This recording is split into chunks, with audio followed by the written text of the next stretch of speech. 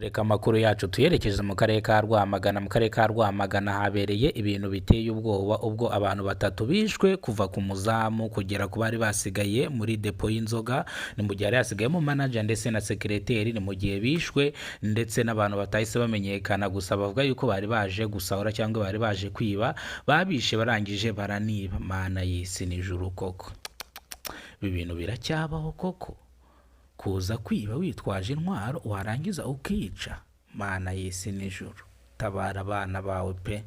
Ni ukuvuga ngo aba bagabo, uyu yari umugabo, undi yari umugore, uyu yari umuzamu. Mana y'isi n'ijuru we, ibintu ntabwo bikibaho mu gihugu cy'u Rwanda. Kwiba ukaza ukanasahura ukanica, icyo ni icyaha gikomeye cyane, kandi aba bantu ndizera ko ubugenzacyaha RIB buri bubafate. Ariko se nkibaza ngo ubundi abanyerondo bari barihe kugira ngo bano bantu bicwe?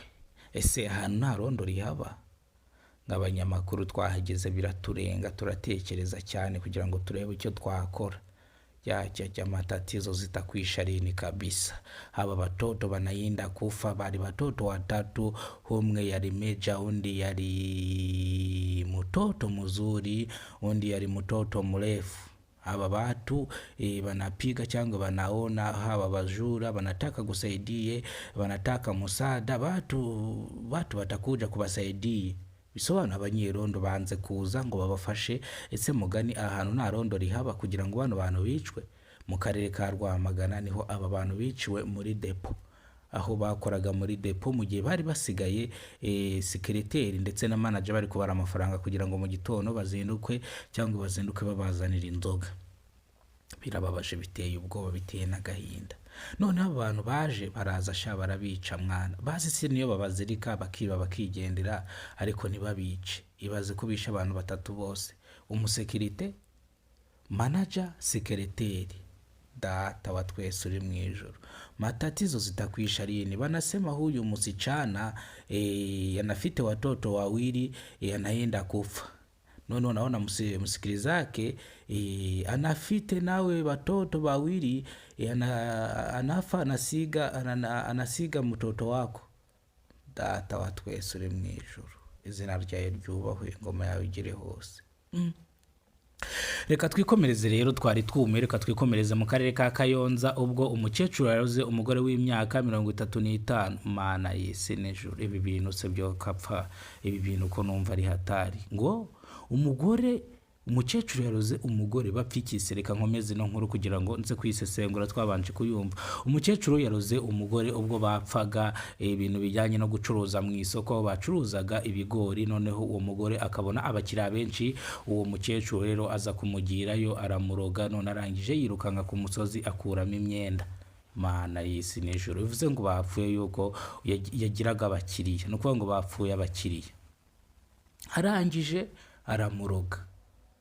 Hari n'ibindi biherutse kumvikanwa mu mujyi wa Kigali, basigaye bahereza amasupagoro mu bintu byo kunywa abantu bakahita bapfa.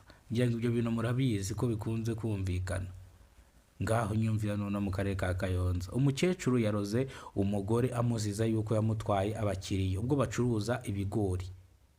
Mana y'isi n'ijuru, ubundi ibi ngibi twavuga ngo ni ibiki? Banasemwa mwanaume anaenda kupata burozi, anaenda kubununua, anaumupika, anaenda kubupata. Anaenda kumusozi, anazunguruka sasa. Mana, matatizo zitakwisha lini? Watoto watatu na basaidie vipi mana?